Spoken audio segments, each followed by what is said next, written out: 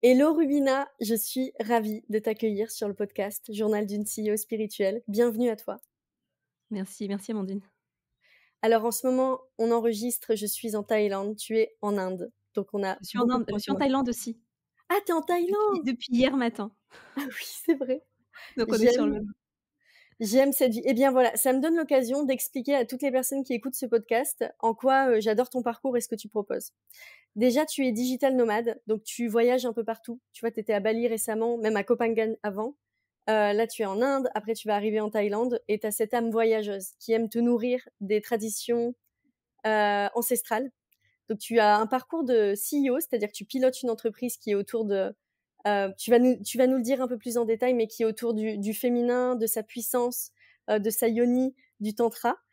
Et en même temps, tu continues de vivre, d'explorer la vie, le vivant, toutes les personnes qu'il y a autour et qui nous nourrissent et qui ont des enseignements à nous donner. Je crois que tu étais au Tao Garden récemment. Je vais y aller là maintenant, ça Ah ça voilà. commence vendredi. Mais je comprends, c'est si compliqué de suivre, ma vie parce que tout est en permanent déplacement donc Et moi, je suis passionnée par les personnes comme toi, qui pour moi, et c'est pour ça que ça me tient à cœur de t'avoir invité, qui incarnent les prêtresses des temps modernes, qui ont des business orgasmiques, parce que tu as un business, mais tu t'es pas coupé de ta vie, tu t'es pas enfermé. D'ailleurs, ton business, c'est lui qui te nourrit aussi, qui va nourrir sur plusieurs plans, mais ton être et tout ce que tu fais, ta créativité. Et moi, j'ai envie de montrer au monde qu'on peut être dans un nouveau paradigme business, c'est-à-dire créer une entreprise. C'est pas se couper du monde, se couper de la vie et se dire bon bah je crée mon entreprise, elle a du succès, mais à côté je ne vis plus. Au contraire, tout est imbriqué entre le personnel et le professionnel. Et pour moi, tu l'incarnes à 100%. Donc je suis hyper contente que tu viennes témoigner de ça, à quel point on peut créer sa vie. Et on va en parler. Tu vas sortir un podcast, un sommet souveraine et mmh créatrice. Donc je pense que ouais. tu es l'exemple parfait du fait qu'on puisse revenir à l'intérieur de nous pour porter nos créations au monde et être pleinement créatrice de notre vie. Donc merci Rubina d'être présente parmi nous. Merci à toi. Et j'ai une première question pour toi. Est-ce que Oui, tu peux te présenter et présenter ton activité pour toutes les personnes qui nous écoutent? oui, avec plaisir. Alors ça va pas être la phrase type de «j'aide les personnes X à faire ça» parce que ça a été un vrai, processus de repositionnement ces dernières années. J'ai commencé, avec un focus principal sur la sexualité, donc le fait d'accompagner les femmes à connecter avec leur sexualité, avec leur corps, un focus vraiment plus sur l'aspect orgasmique, plaisir. Donc ça été, le point de départ. Au fur et à mesure, ça a évolué. J'ai pris conscience de toute la complexité que ça demande parce que pour, une grande majorité de femmes, c'est le même si la recherche peut parfois être de ce domaine orgasmique, en réalité, il y a beaucoup de choses en amont qui empêchent d'expérimenter le plaisir, de vivre le plaisir. Donc ça a été la 1re partie pour enrichir l'accompagnement, donc tout l'aspect, émotion, connexion au corps, le fait de s'écouter, le fait de s'aimer, donc tous ces aspects-là qui sont venus, petit à petit, hem, a être comme une base, une fondation. Donc ça s'est enrichi de ce côté-là et ensuite, ça a été une autre démarche, me dire: «Pourquoi je fais tout ça, en fait? Quel est le but?» Donc moi, le but de ma vie, c'est pas juste, que des personnes, aient des orgasmes et du plaisir sexuel. C'est important, mais pour moi, c'est pas ça qui me motive, en fait, c'est pas ça qui me drive et quand je me pose cette question, moi, ce qui me drive, c'est, que les personnes soient libres, souveraines, créatrices, hein et pour moi, cette souveraineté, cette liberté, c'est avant tout intérieur. Donc c'est pas quand je dis liberté, c'est pas dans le sens, adolescent rebelle, je fais ce que je veux, je m'en fous de tout. C'est vraiment, aller connecter avec les parties les plus profondes de soi et se dire: «Qu'est-ce que j'ai envie de faire, en fait? Qu'est-ce que j'ai envie de créer? Qu'est-ce que j'ai envie d'exprimer dans ce monde?» et peu importe ce que c'est, en fait. Peu importe, quelle est la façon dont ça s'exprime, que ça s'exprime au sein de ma cellule familiale, que ça s'exprime à l'échelle de ma ville, que ça s'exprime, au niveau mondial, peu importe. Mais en tout cas, je réveille une partie intérieure en moi qui a envie de s'exprimer et beaucoup de personnes, en fait, vont rencontrer des freins dans ça et c'est là, en fait, que je suis venue faire le pont entre les 2, donc entre mon activité de cœur que j'ai envie de garder, en fait. J'ai pas envie d'abandonner toute cette partie parce que pour moi, c'est cœur et c'est clé et c'est vraiment une porte d'accès. C'est pas la seule porte d'accès, il y a d'autres portes d'accès, mais c'est une porte d'accès, qui peut être, hyper, forte. Donc la porte d'accès de la sexualité, de l'énergie sexuelle, du corps, de la yoni et à partir de ça, en fait, comment est-ce que je fais de ce chemin-là, un chemin qui va m'aider à connecter avec mes puissances créatrices, avec ma liberté, avec ma souveraineté? Parce que pour être souveraine, j'ai besoin d'avoir de la clarté. Je peux pas être souveraine parce que si je veux être souveraine sans avoir la clarté intérieure, je vais parfois aller dans des chemins qui vont être plus des conséquences de mes conditionnements versus une vraie expression de ma liberté. Donc en fait, c'est comme ça que s'est fait le pont. C'est encore en train d'atterrir en fait l'exact format de comment tout ça va se structurer. Ce vers quoi je vais aujourd'hui, c'est garder ce cœur, c'est-à-dire guider les femmes à connecter avec leur corps, à travers, notamment donc leur bassin. Donc pour moi, ça, c'est vraiment la zone cœur. Donc j'ai vraiment envie que ce soit le cœur de mon accompagnement, avec, le fait d'incorporer tout ce qui est nécessaire pour ça, c'est-à-dire, la capacité à, hem, comment dire? À aborder tout ce qui bloque, en fait. Donc toutes les limitations, toutes les croyances, toutes les peurs qui peuvent émerger avec ce processus-là, et ça amène vraiment à aller au cœur de nous, au cœur de nos blessures, au cœur de nos peurs, et ça, c'est des choses qui ne sont pas uniquement dans notre sexualité, c'est des choses qui s'expriment dans tous les domaines de notre vie, et c'est pour ça que du coup, ça amène à faire un travail qui est très global pour aller vers cette expression créatrice, pour aller vers cette, hem, capacité à être créatrice de notre vie. Donc pour l'instant, c'est vers ça que je vais, et je suis toujours ce qui est vivant pour moi. Donc pour moi, c'est très important de ne pas me fossiliser dans quelque chose, et mes enseignants principaux, c'est la vie, donc ce qui, se passe dans ma vie, dans mon processus personnel, puisque ça a toujours été ça le driver, en fait, des différentes évolutions, et aussi les personnes avec lesquelles je travaille. Donc quand je propose quelque chose, et je trouve que c'est ça aujourd'hui qui est précieux avec tout l'entrepreneuriat tel qu'il est aujourd'hui, c'est la capacité d'ajuster en permanence. C'est-à-dire que je ne me focalise pas dans quelque chose, je propose quelque chose, je vois comment ça répond, je vois comment ça réagit, je vois comment, ça aide les femmes à transformer quelque chose, je vois les morceaux qui manquent et j'ajuste, en fait, et c'est c'est un des fils conducteurs pour moi dans mon accompagnement, c'est qu'aujourd'hui, c'est ça, parce que c'est ça qui est vivant pour moi, et je m'autorise à modifier autant de fois que c'est nécessaire si je sens que, ça me nourrirait plus, et 2, si ça serait plus bénéfique pour les femmes que j'accompagne. Ce que tu dis, pour moi, c'est précieux que tu puisses le dire ici sur le podcast pour toutes les femmes que j'accompagne, parce que je te le disais juste avant, ce que j'observe dans le milieu du business en ligne, de l'accompagnement, c'est qu'on va se positionner sur un sujet en particulier et que parfois on va pas oser se repositionner ailleurs parce qu'on va se dire mais qu'est-ce que mes clients ils vont penser, est-ce qu'ils vont toujours rester, etc. Là, par exemple, j'ai une cliente qui était business coach avant et qui se repositionne, Aurélia, et je vous invite à écouter le podcast, toutes les personnes qui écoutent, prêtresse de l'alliance amoureuse. Donc, c'est un positionnement où avant, c'était la partie business et aujourd'hui, c'est prêtresse de l'alliance amoureuse. C'est totalement différent. Et quand on Mmh. fait un switch comme ça, bah forcément, on perd des clients, puis on a une nouvelle communauté.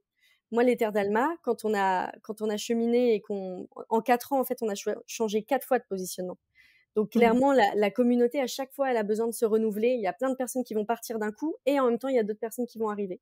Donc c'est ultra flippant de quitter quelque chose qui fonctionne pour aller vers quelque chose où on ne sait pas réellement. Mmh mh. Mmh. Est-ce que tu peux nous raconter, pour les personnes qui n'osent pas faire ce saut, et du coup, alors je donne une petite précision, toutes les personnes qui n'osent pas faire ce saut, c'est la mort assurée. Je suis désolée, j'utilise des mots forts, mais en fait, c'est C'est la mort vrai, c'est assurée. vrai. C'est alors soit 2 morts, soit la mort assurée de votre business parce que de toute façon la vie, normalement, elle va envoyer des petites secousses pour que vous puissiez changer. Donc d'un seul coup, les clients, ils arrivent plus, ou je comprends pas, mais qu'est-ce qui se passe? Ta ta ta ta ta. OK. Donc ça c'est voilà, c'est le chemin. Soit la mort assurée de notre âme parce que quand on est alors l'âme ne meurt pas, mais voilà, on comprend ce que je veux dire. Quand on Mmh. est dans un endroit qui n'est pas le nôtre, l'étincelle de vie, elle commence à s'affaiblir. Et c'est marrant, j'ai une cliente la dernière fois qui disait à une autre cliente: «Oui, mais ton étincelle de vie, elle va pas disparaître». Ben moi, j'étais pas tout à fait d'accord parce que l'étincelle de vie, si on la nourrit pas au quotidien, le moment où elle s'éteint et elle est toute petite, pour venir la récupérer, moi, je trouve qu'il y a du taf de ouf. Mmh. Il faut y aller, quoi. Est-ce que tu peux nous partager quelles sont tes clés à toi pour changer ton positionnement et avoir ce courage et cette force? Parce que ce podcast aujourd'hui, on va parler beaucoup de la posture de souveraine, être souveraine et créatrice. Comment tu fais pour oser y aller alors que c'est flippant en fait de changer de positionnement quand on a une entreprise? Mmh. Je suis 100 d'accord avec ce que tu viens de dire. C'est flippant, c'est vrai, parce que quand à chaque fois qu'on change, que ce soit le positionnement, que ce soit les prix, que ce soit le message, on perd une partie des personnes, et je pense que la 1re clé, c'est qu'il faut accepter ça. Et la réalité, c'est que même quand on ne change pas de positionnement, on perd dans tous les cas une partie des personnes à un moment donné. Pourquoi? Parce que en fait, quand on accompagne, c'est toujours un point de rencontre. Quand il y a une rencontre, c'est qu'il y a un alignement de ce que la personne recherche à un moment donné de sa vie qui change, et de ce qu'on propose à ce moment de la vie qui change. Et du coup, cette rencontre a lieu quand les 2 sont alignés. Donc dans tous les cas, il faut accepter que cette rencontre, elle est pas éternelle. Même avec les clients avec qui, il y a un vrai match, à un moment donné, il peut avoir, des chemins qui se séparent, pas parce qu'il y a un dysfonctionnement, parce que c'est la nature même de la vie, en fait. Et Dieu merci, parce que la nature de qui nous sommes, donc si on accepte d'être dans cette, constante évolution, dans ce constant changement, et pour moi ça c'est une valeur clé et fondamentale de ma vie, c'est normal en fait, et c'est pareil, pas juste avec nos clients, les personnes qu'on accompagne, c'est pareil aussi dans nos amitiés. Donc moi je sais qu'au cours de ces dernières années, mon cercle d'amis s'est énormément, renouvelé, et pas parce qu'il y a un problème d'un côté ou de l'autre. Parfois il y a des clashs, ça existe, mais globalement, c'est juste, voilà, on s'est rencontrés à un moment donné parce qu'on était sur un certain alignement, et à un moment donné, chacun avance, continue à avancer, Dieu merci, et du coup, il y a plus ce croisement, et on se quitte, on rencontre de nouvelles personnes avec qui on est plus aligné, ça va durer un temps, et très probablement, à un moment donné, ça va aussi se séparer. Donc pour moi, ça fait partie de la nature de la vie, ce flot mouvant, et je pense que ce qui empêche d'embrasser ça, c'est, une certaine volonté que les choses restent fixes, et la réalité de la vie, c'est que rien n'est fixe. Ça n'existe pas la fixité. Ça c'est pas possible. La fixité, c'est la mort, et à partir du moment où on accepte cette fluidité, heu, on accepte de suivre notre flow et le flow de ce qui se passe dans notre vie, on est amené à évoluer. Maintenant, la façon dont ça se fait, ça peut se faire plus ou moins dans la douleur, et il faut aussi embrasser cette peur. Donc oui, donc moi aussi quand je change de positionnement, initialement j'avais 2 programmes qui fonctionnaient très bien, qui marchaient très bien. À un moment donné, moi je me sentais plus dans l'alignement pour les accompagner, je prenais plus plaisir à, et j'ai pris la décision de les arrêter, et donc ça aussi c'est flippant quand c'est les 2 programmes qui font la quasi-totalité de mon chiffre d'affaires, de me dire: «OK, j'arrête ça et qu'est-ce que je fais après?» Et il y a une peur qui est là, et en même temps, ça a donné naissance à d'autres choses qui me nourrissent aujourd'hui.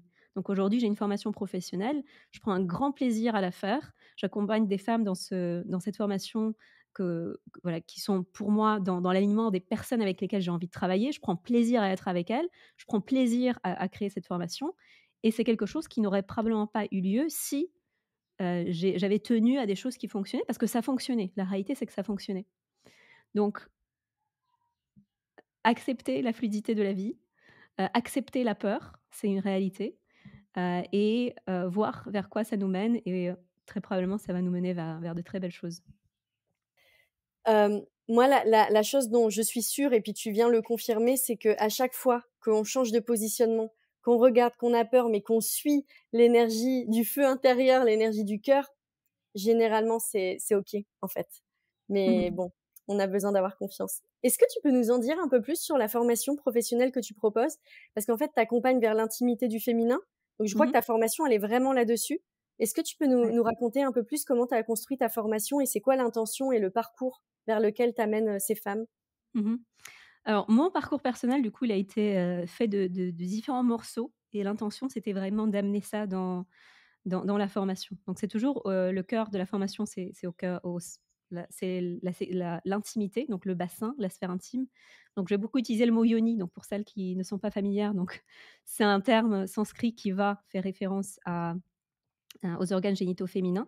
Donc le cœur, c'est ça, et autour de ça, en fait, il y a tous les fondamentaux qui sont indispensables pour pouvoir connecter à cette zone. Donc c'est la connexion au corps, c'est, la connexion avec les émotions, c'est l'amour de soi.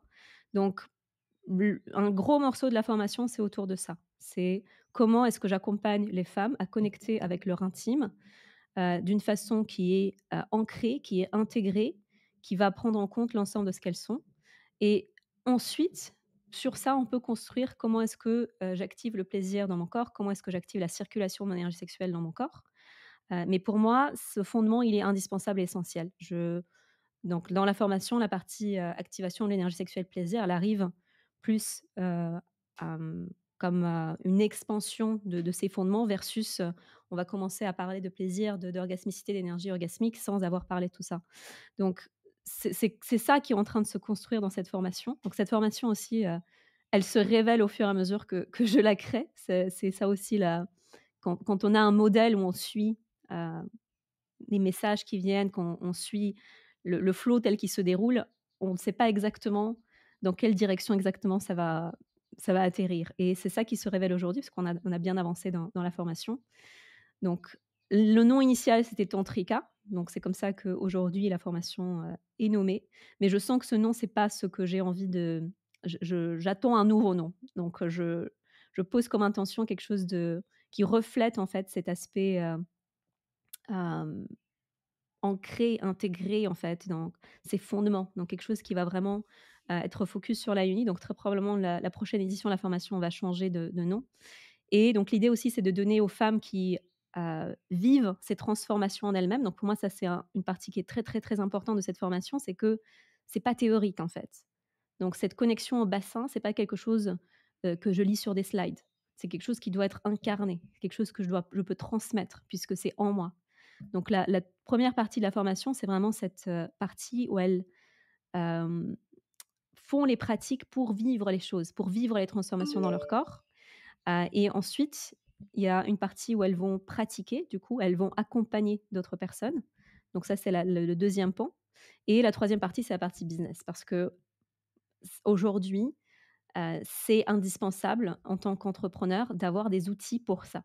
Donc je ne me prétends pas coach business, mais j'ai appris beaucoup de choses au cours de mes années d'activité et c'est des choses qui sont importantes parce que c'est bien d'avoir vraiment de très beaux outils pour accompagner et si j'ai pas la capacité à porter mon message, en fait, ça va pas aller très loin. Donc, il me tient à cœur aussi dans cette formation de leur donner des outils de base, qui vont leur permettre de lancer leur activité. Après évidemment, c'est pas exhaustif, toute la partie business, moi je continue à apprendre, la vie continue à apprendre, mon entreprise continue à m'apprendre, donc c'est un cheminement. C'est un cheminement qui se structure par les différentes phases dans lesquelles on est, donc les différents paliers que je passe, bah, forcément au fur et à mesure que j'apprends qu'est-ce qui se passe à ces différents paliers. Je ne peux pas parler de paliers auxquels je ne suis pas, mais en tout cas, aux femmes de la formation, je peux transmettre les clés, des différents paliers par lesquels moi je suis passée. Donc voilà, c'est ça les 3 morceaux de la formation. Donc une partie vraiment sur, la transformation personnelle, une partie pour accompagner, parce que ça aussi c'est une vraie capacité. C'est pas parce on incarne les choses qu'on a forcément la capacité à les transmettre, et à accompagner autour et 3e partie, du coup, la partie business.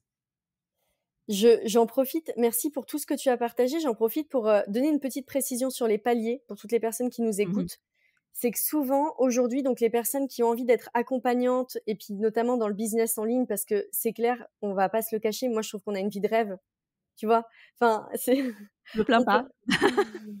non mais on peut travailler d'où on veut. Ce qu'on crée, ça vient de nous, de tout ce qu'on a exploré à l'intérieur de nous. Donc tout ce qu'on a alchimisé, on peut le diffuser. Enfin, c'est juste complètement incroyable. On est en connexion avec des gens qui nous nourrissent et puis pour moi qui sont à des hauts niveaux de souveraineté. Donc c'est sûr que le milieu du business en ligne, c'est magique. Après, ça nécessite de la rigueur et de la discipline. Ce n'est pas pour tout le monde, pour les personnes qui veulent juste gagner comme ça facilement sans se donner corps et âme, j'ai envie de dire, ça ne fonctionnera pas. Il y a vraiment un truc de déploiement personnel.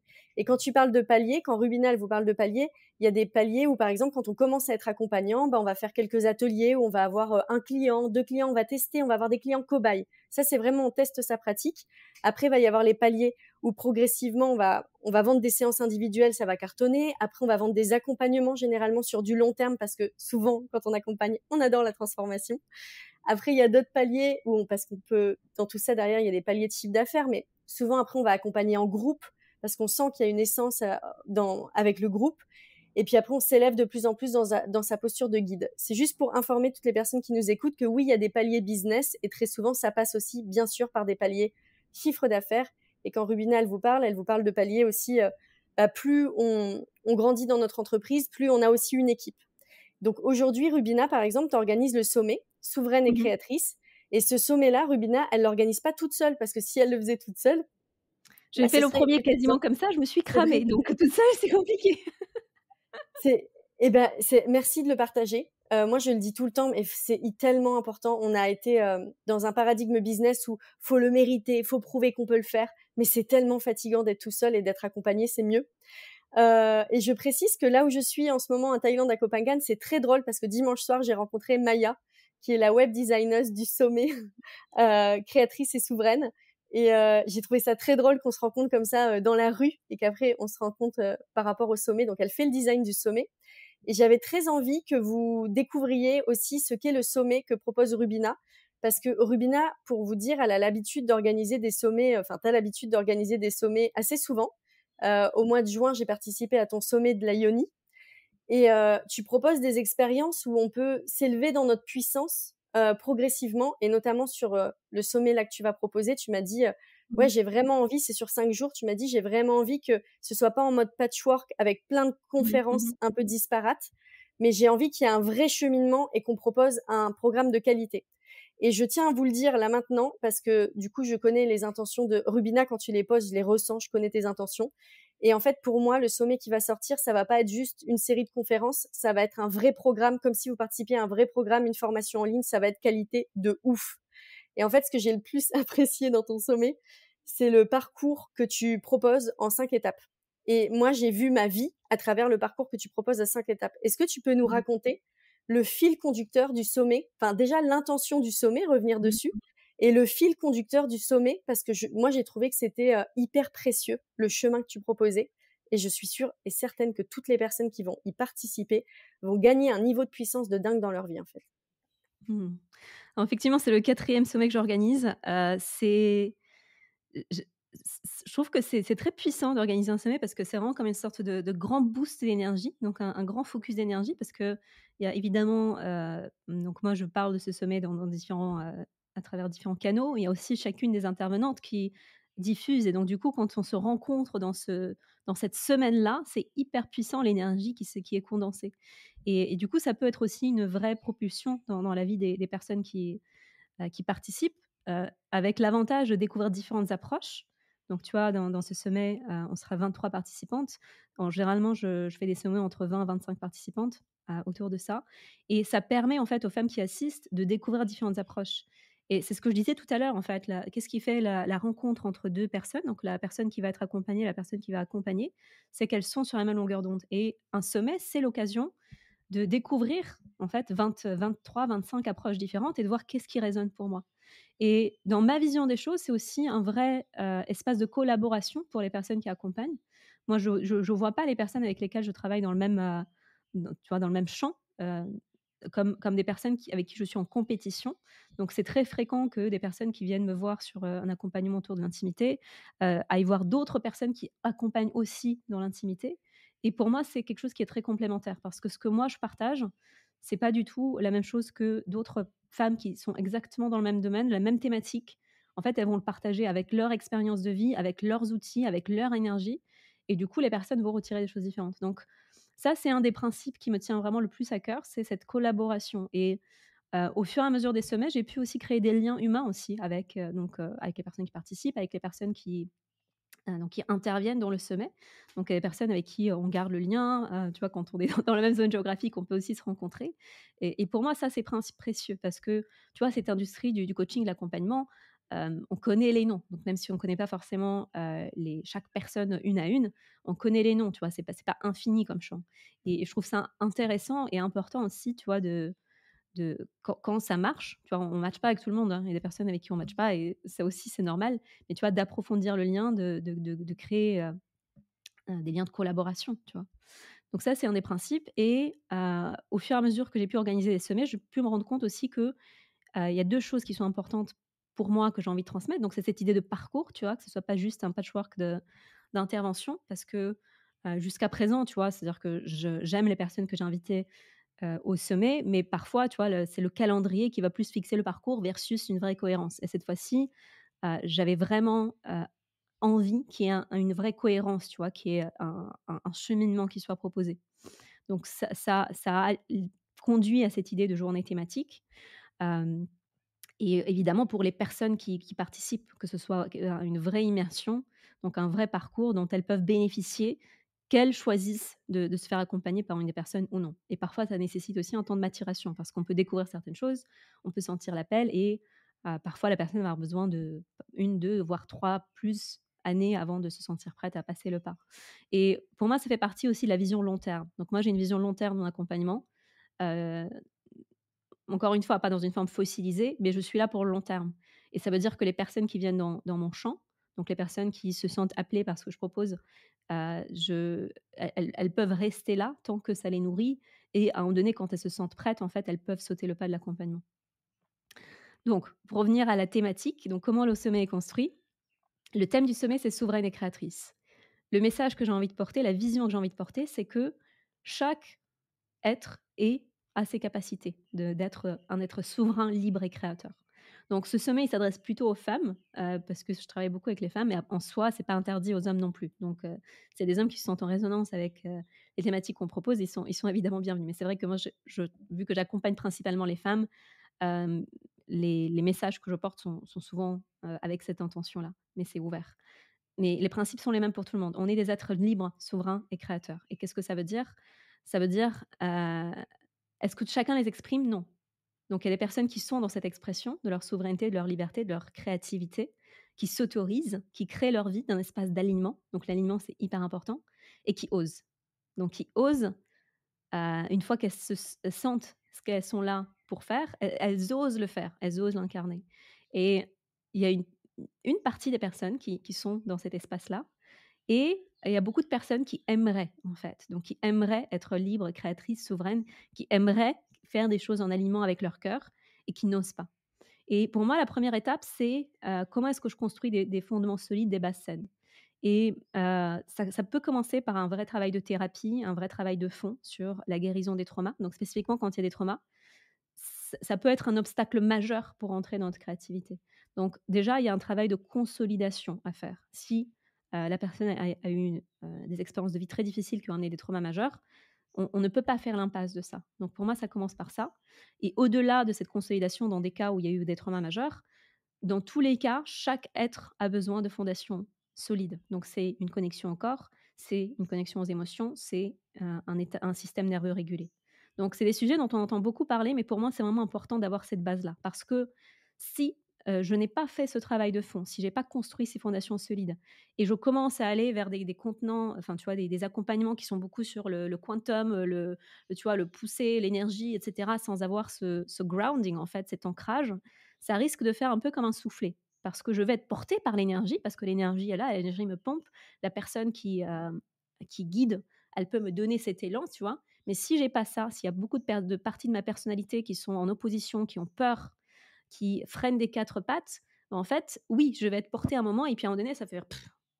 Et pour éviter ça, pour moi, il y a rien qui remplace ce travail de fond. Donc ça, c'est la journée 1 qui est vraiment dédiée, au fait de construire des fondations saines. Ensuite, le deuxième ingrédient qui est important pour moi et que beaucoup d'entrepreneurs ignorent, c'est la connexion à notre énergie sexuelle. Donc moi, ça a été le cœur de mon travail, une des clés en fait qui m'a permis d'oser. Donc pour moi, c'est ça qui a été vraiment le catalyseur pour, oser.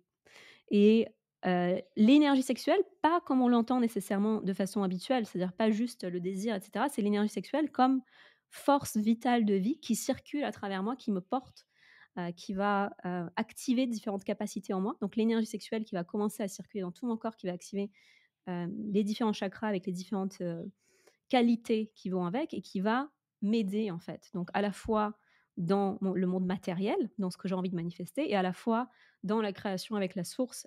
On peut l'appeler comme on veut, le higher self, le soi, ce qu'on veut en fait. Donc je suis pas attachée aux mots qu'on utilise, mais il y a quand même quelque chose de fondamental quand on connecte avec l'essence de notre être qui nous nourrit, qui nous guide. Et donc ça amène à la troisième journée. Donc la troisième journée, c'est connecter avec plus grand que soi. Donc là aussi, on peut utiliser les termes qu'on veut, mais concrètement, c'est comment est-ce que je connecte avec une guidance, hem, pareil, on peut l'appeler comme on veut, la conscience universelle, la conscience, higher self, ce qu'on veut. Le terme, peu importe, mais il y a quelque chose qui me guide. Moi, je sais qu'il y a quelque chose qui me guide et quand j'écoute ça, ça avance bien.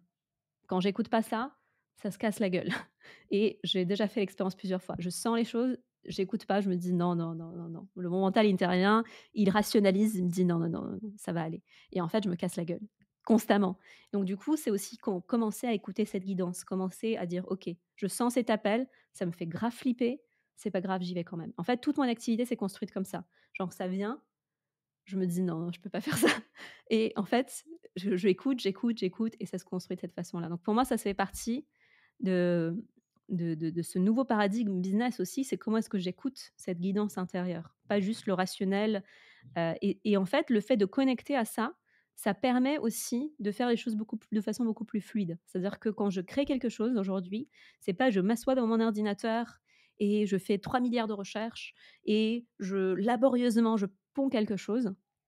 Donc oui, je fais beaucoup de formations, il y a plein de choses que je fais, donc je me nourris beaucoup.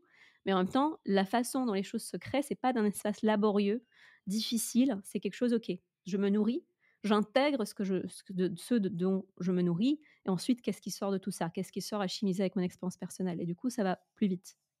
Troisième journée. Quatrième journée, c'est, comment est-ce que je deviens créatrice de ma vie? Et cinquième journée, c'est le leadership intégré. Donc pour moi, ces 2 parties vont aussi de pair. Donc créatrice de ma vie, en fait, c'est la conséquence pour moi. C'est la conséquence de tout ce qui a été fait en amont. C'est la conséquence de j'ai fait un travail de fond pour, traiter mes traumas, pour, connecter, m'écouter, écouter mon corps, écouter mes sensations, mes émotions.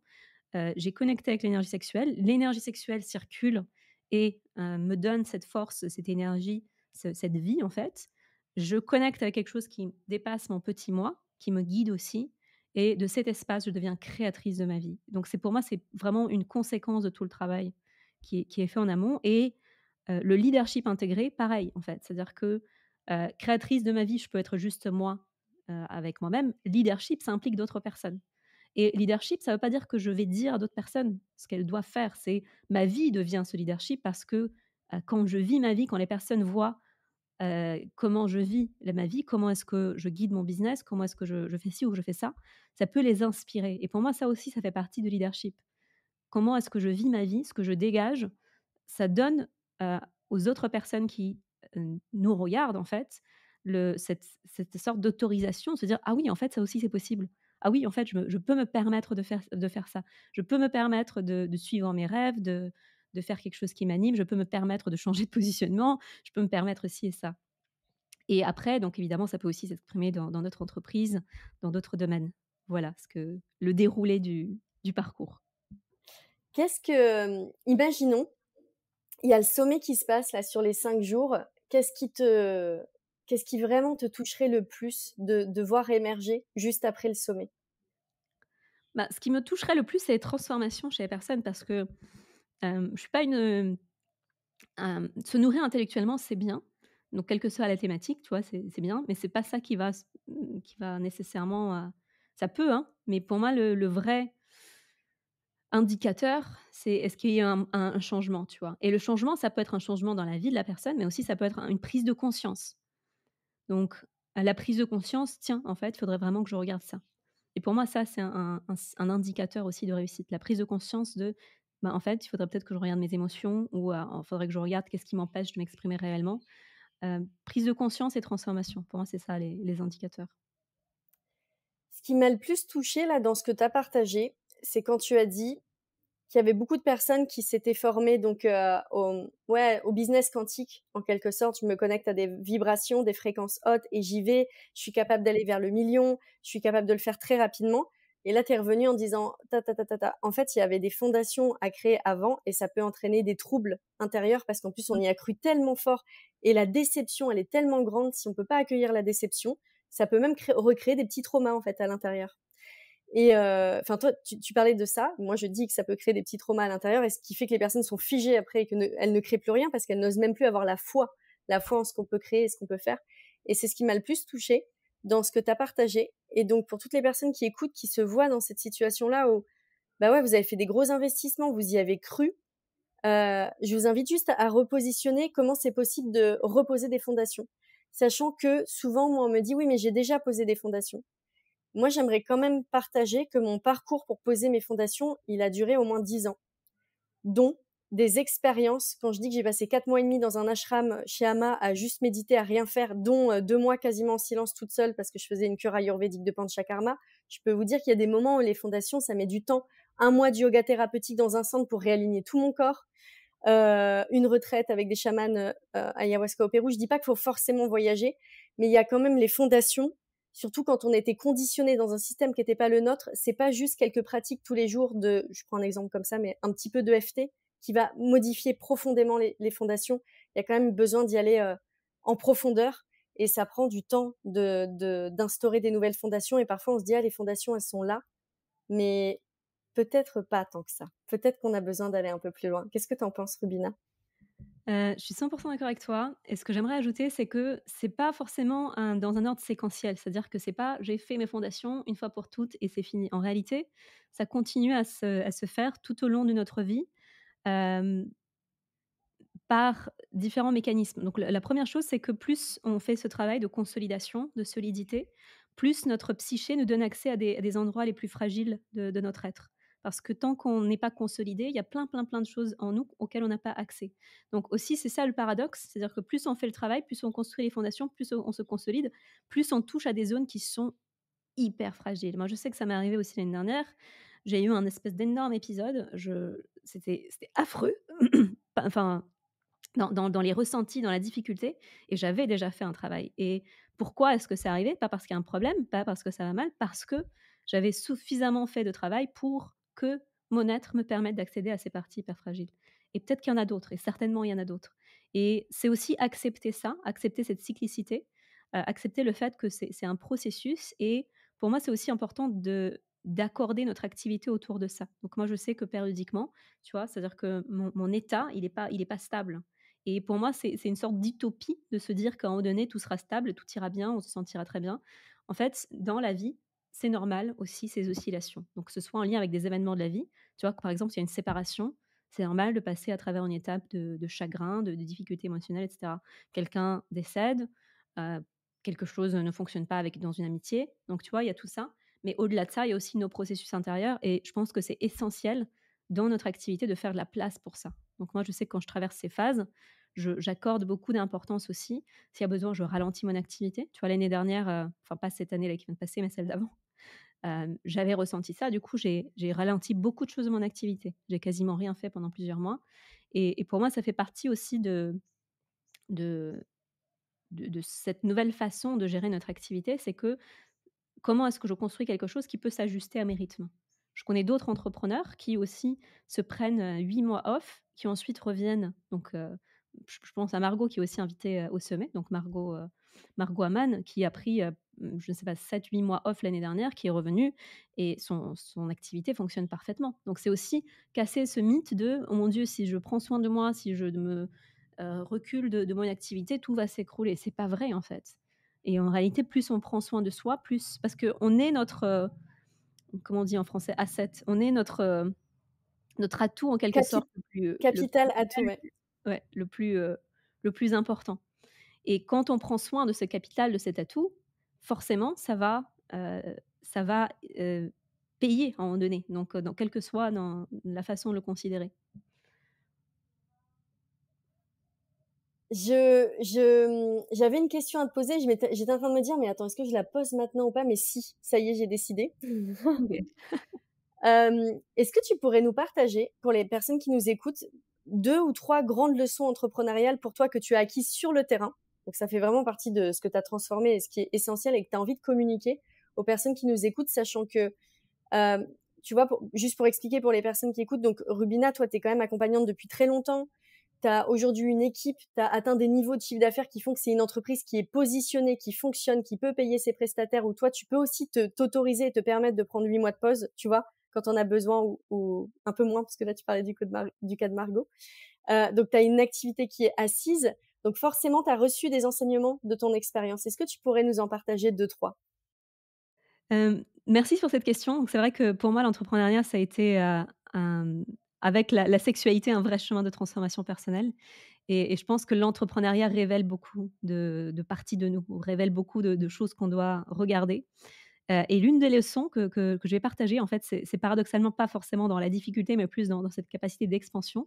Donc, j'ai pas j'ai pas eu j'avais jamais une approche vraiment du business comme, je traque le chiffre d'affaires, je traque combien je fais et particulièrement donc quand j'ai commencé, j'étais pas en train de regarder les chiffres, en fait et c'est quand j'ai voulu faire un des 1ers mastermind que je regarde le chiffre d'affaires donc du coup, je vois que c'est au-delà de 100 000 pour l'année et du coup, ça a été un peu une: «Ah tiens, bah, en fait, j'ai fait plus de 100 000 € de chiffre d'affaires cette année» et en fait, ça a été vraiment dans cette, identité de, bon aujourd'hui, je fais plus de 100 000 € de chiffre d'affaires et ça a été dans ce positionnement de il y a eu un truc un peu un bug intérieur, tu vois? Une nouvelle identité, en fait Et pour moi, c'est ça aussi, ça fait partie des paliers qu'on peut ressentir de quand je passe certains paliers de chiffre d'affaires, de se dire: «OK, bah, en fait, qui je suis à ce palier de chiffre d'affaires?» Et ça a été une vraie difficulté. Donc pas dans une expérience de: «C'est difficile, je galère, je sais pas comment je vais faire», mais c'est plus de l'autre côté de, en fait, maintenant je suis assise à un enfin, tu vois, je suis là. Est-ce que je vais arriver à le maintenir? Est-ce que, comment ça va se passer? Tu vois? Donc c'est plus autour de cette question d'identité.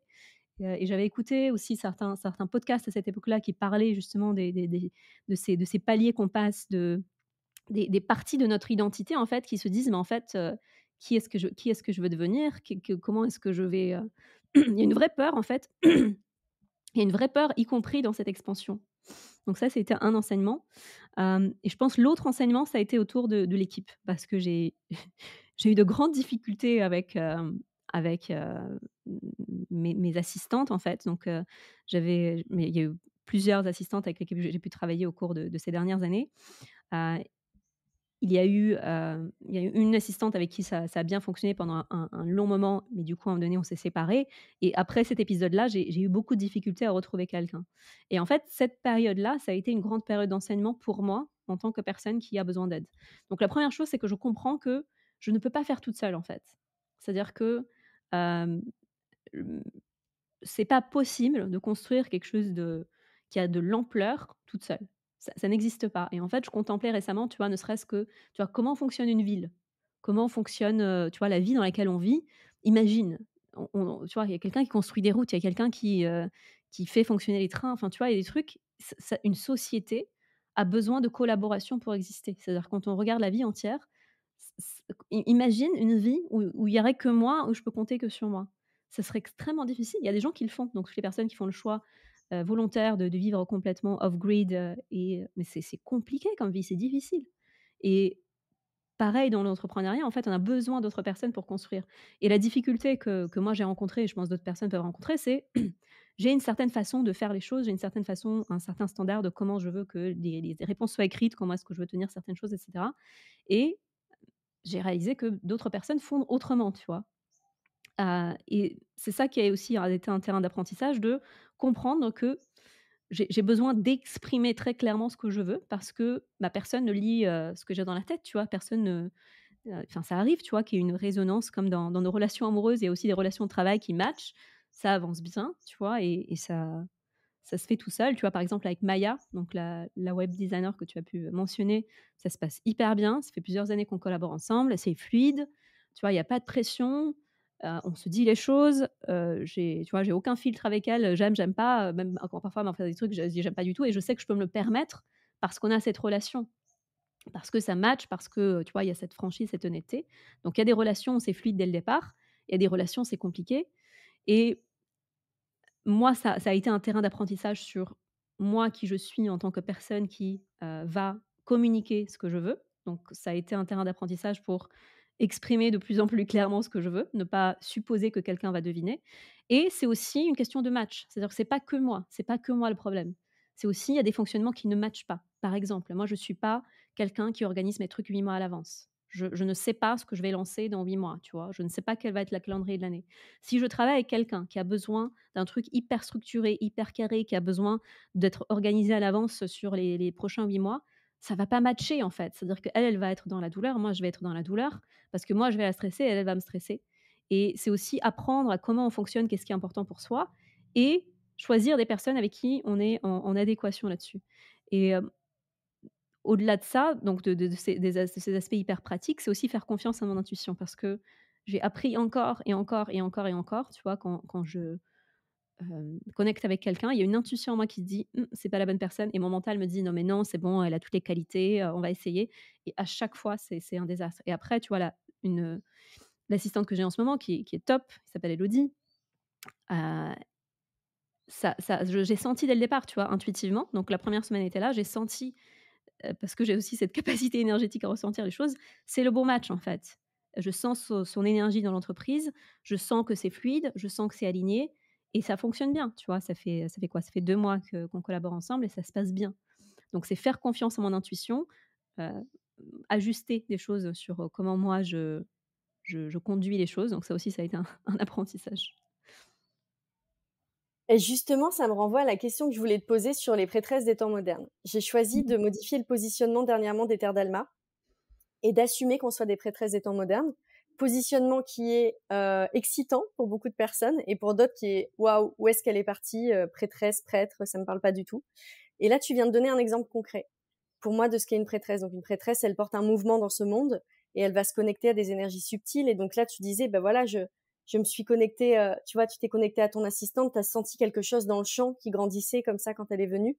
Pour moi, c'est une capacité aujourd'hui, quand on est CEO, de nous élever en tant que prêtresse, de ressentir où on amène la vision, d'aller dans l'invisible, de réguler ce qui est en train de se passer. Pour moi, c'est un exemple concret.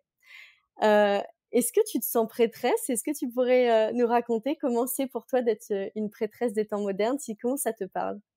Parce que pour Alors, moi, tu l'incarnes. Mais voilà. peut-être que je l'incarne et enfin, tu vois, dans ce que tu dis, je me reconnais tout à fait, tu vois, dans le fait de sentir les choses, à plein de niveaux, en fait. Donc ça se fait au niveau des programmes que je guide, tu vois? C'est-à-dire que pour moi, c'est un contenant, il y a un champ énergétique qui se crée, hem, parce que quel que soit le cas de figure, à partir du moment où on travaille avec quelqu'un, il y a un lien qui se crée, il y a un champ d'énergie qui se crée. Quand c'est un groupe, ce qui se passe, c'est que, du coup, chaque personne de ce groupe va avoir une influence. Donc y compris, tu vois, quand il y a un programme de groupe et que les personnes sont complètement absentes, il y a quand même une partie de leur énergie qui est dans ce champ et du coup qui influence ça. Pareil aussi dans l'équipe, dans les personnes et je sais qu'il y a des choses qui sont pas fluides depuis un moment. Je le sais, je le vois. Je prends pas action dessus, mais du coup, ça a une influence. Donc tout ce dont tu parles, ça me parle, je fonctionne comme ça. Maintenant c'est vrai que j'utilise très peu ces termes-là, prêtresse, tu vois? C'est pas des termes que j'utilise. Pourquoi? Parce que c'est aujourd'hui, c'est un terme qui est surutilisé pour moi et du coup, ça perd un peu de la substance, tu vois? Ça perd, tu vois? C'est-à-dire que c'est des termes qu'on voit partout. C'est la même raison pour laquelle je n'utilise quasiment pas le mot tantra dans mon activité. Tu vois? Pas qu'il y a un problème avec le terme. Il y a pas de problème avec le terme prêtresse. Il y a pas de problème avec le terme tantra. Mais c'est juste que la quantité de choses diverses aujourd'hui qui sont sous cette appellation est tellement, grande, tu vois? Si je parle de mon domaine tantra, je te disais ma formation s'appelle tantrika, mais je vais changer de nom parce que c'est trop dilué, en fait. Le terme est trop dilué. Ce qu'on va mettre sous l'appellation tantra, tantrika, c'est trop dilué et donc c'est un choix personnel. Heu, je raisonne avec la réalité qui est en dessous, et je raisonne moins avec les termes. Donc moi, dans ma démarche personnelle, c'est vraiment plus un travail d'épuration, tu vois? C'est-à-dire enlever tous les termes qui vont, amener ce côté supranaturel, même si ça fait partie de ma réalité, de mon quotidien, des choses auxquelles je peux connecter, tu vois, au niveau de l'âme. Donc c'est des choses qui résonnent complètement pour moi, mais je vais moins utiliser les termes, tu vois? Je vais simplifier dans les mots et je pense que personnellement, je vais plus dans cette direction-là, de simplifier, simplifier, simplifier et quand les personnes le ressentent, tant mieux, tu vois? C'est-à-dire que je raisonne avec la réalité et si les personnes ressentent, oui. Est-ce que du coup, tu peux nous décrire derrière cette réalité de la prêtresse, qu'est-ce qui se passe concrètement? Sachant que, moi, de ce que je ressens, c'est que donc avant nous avions, des prêtres, des prêtresses qui étaient là pour, diriger les énergies dans un sens dans notre société. Aujourd'hui, ce sont les entrepreneurs et les hommes politiques qui vont diriger, la société dans un sens, mais tout l'aspect connecté au divin, est un tout petit peu déconnecté de quelle est la source des actions? Je me pose la question. Je me pose réellement la question. Et je pense qu'aujourd'hui, les entrepreneurs spirituels, en se reconnectant comme ça au divin et en étant la main au service d'énergies subtiles, on peut impacter le monde différemment et le nourrir d'une essence qui nous manque aujourd'hui, conjointement dans le monde. Et moi, je pense que tu représentes ça. C'est quoi ta réalité pour toi, du coup? Même si le terme, tu souhaites pas l'utiliser, mais de la Mmh. prêtresse. Alors, tu vois, en fait, si on revient à l'origine de prêtresse, c'est quoi une prêtresse, tu vois, dans les temps plus anciens? C'est une personne qui est au service du divin, pour moi. C'est-à-dire qu'une prêtresse, c'est une personne qui agit dans la vie à partir de cette profonde connexion avec la source.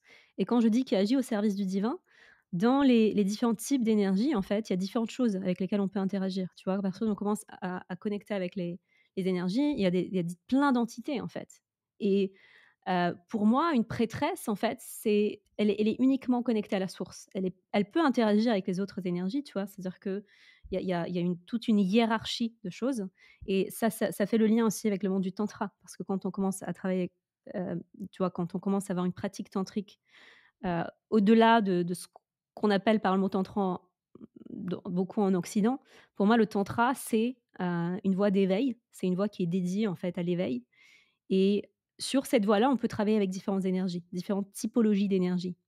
Donc tu vois, on peut parler par exemple des Mahavidyas. Donc les Mahavidyas, pour les personnes qui connaissent pas, c'est, les 10 déesses, tu vois, tantriques qui vont représenter différents aspects de l'énergie. Donc probablement parmi les plus connus, on va avoir, Kali, Tara, mais c'est pas les seuls. Donc il y en a 10 qui représentent différents aspects. Donc Tripura Sundar qui va représenter vraiment la beauté divine, Dhumavati qui va au contraire représenter quelque chose qui est très dans le dépouillement complet en fait. C'est une énergie avec laquelle les personnes ne vont pas forcément vouloir, travailler. Je ne vais pas rentrer dans le détail de ça, mais simplement pour dire qu'il y a différents degrés d'énergie et du coup, c'est aussi avoir conscience de avec quelles énergies j'interagis et avoir conscience dans quel but. Parce que quand on sort en fait de la perception uniquement matière de la réalité, hem on plus les personnes vont avoir différentes capacités d'interagir avec ces énergies. Donc il y en a qui vont être plus dans une sorte de fantasmagorie de «j'interagis avec ça», mais ça en fait c'est plus, du domaine de l'imagination. Donc il y a pas vraiment de réalité derrière. C'est plus, l'imagination qui travaille et il y a des personnes qui vont effectivement avoir la capacité d'interagir avec ces différentes énergies et de moduler leur réalité avec ça en fait. Et là, en fait, c'est là où ça fait partie d'être créatrice de sa vie parce que, on travaille pas juste avec la réalité, on travaille avec d'autres, niveaux de réalité qui peuvent influencer directement notre vie et plus, en fait, on avance dans cette finesse d'interaction, de connexion, de capacité d'interagir avec la réalité autrement, plus c'est aussi une responsabilité qui vient avec ça et ce qui se passe, en fait, quand on sort vers cette réalité-là, c'est que la seule chose qui guide du coup, c'est notre compas intérieur de pourquoi je fais les choses. Quelle est la pureté d'intention? Et c'est là qu'on peut se perdre beaucoup, tu vois? C'est-à-dire que, si on n'a pas un fort compas intérieur hem, au service de quoi je suis? On peut utiliser ces énergies, en fait, au service de n'importe quoi. On peut utiliser au service de notre vie personnelle, on peut utiliser pour, devenir riche, on peut utiliser pour, même pour, influencer d'autres personnes, on peut utiliser pour faire le mal aussi. Donc en fait, c'est le fait de commencer à interagir avec les énergies, ça nous sort un peu ça nous confronte à notre compas intérieur de pourquoi je fais ça, dans quelle direction j'oriente les choses et quelle est mon intention. Et pour le coup, tu vois, pour les, pratiques qui sortent à ce niveau-là, il y a aussi beaucoup de secrets en fait dans si je te parle du tantra notamment, donc tu vois, au-delà de ce qu'on peut appeler tantra dans l'Occident, toutes les pratiques tantriques qui vont vraiment activer l'énergie de la Kundalini, qui vont, permettre de travailler avec certaines énergies, donc notamment les Mahavidyas. Ça donne une puissance puisque petit à petit, tu actives certaines choses dans ton corps, tu as une plus grande responsabilité dans ce que tu en fais, puisque tu as plus de puissance. Tu as plus de puissance, donc tu as plus de responsabilité de ce que tu fais avec cette puissance. Et encore une fois, le truc crucial, la partie cruciale, c'est quelle est ma pureté d'intention?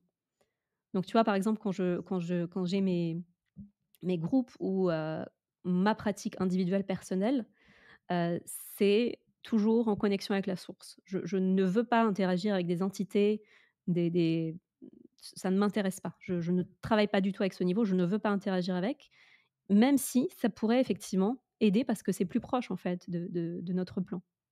Je suis partie un peu trop loin là pour, Tu peut-être pas alors les tu gens. pas du tout parti trop loin. Je bois toutes tes paroles. Je bois toutes tes paroles parce que tout ce que tu viens de détailler, derrière, il y a énormément de choses que je dénonce, en fait.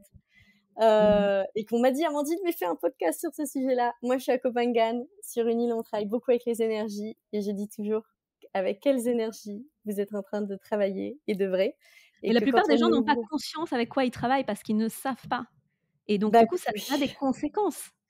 Et quand on ouvre des portails, bah, il peut y avoir des très belles entités, mais il peut y avoir des entités, de merde et c'est hyper chaud à gérer et moi, je me souviens il y a quelques années quand j'étais allée en Inde, Il y a des formations Reiki sur 2 jours, et cetera, et moi, je dis toujours: «Une personne qui a fait du Reiki n'a pas le droit de me toucher».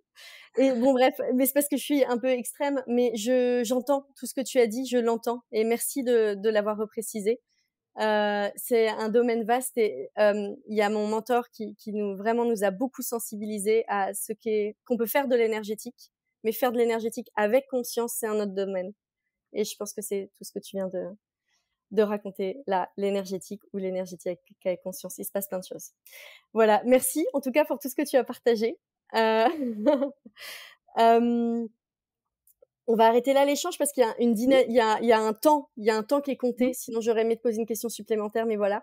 Merci Rubina. Moi, je vous invite, pour toutes les personnes qui écoutent, à rejoindre le sommet. Vous allez voir, il y a plein d'étapes, en fait, plein de chants qui sont proposés. Donc, vous allez adorer. Le sommet, il est en mars 2024. Je vais vous mettre le lien avec toutes les infos. Est-ce que tu as envie de rajouter un message de fin, Rubina? Merci à toi Amandine et je vous souhaite à toutes qui nous écoutez de connecter avec votre puissance créatrice, et de prendre conscience aussi de quels sont les blocages qui vous empêchent de l'exprimer et qu'est-ce qui pourrait vous aider pour, rentrer dans votre pleine expression. Parce que c'est important, la prise de conscience, c'est vraiment la 1re étape. Merci. Merci à tous et à bientôt. Merci, Rubina. Merci Ciao. Amandine.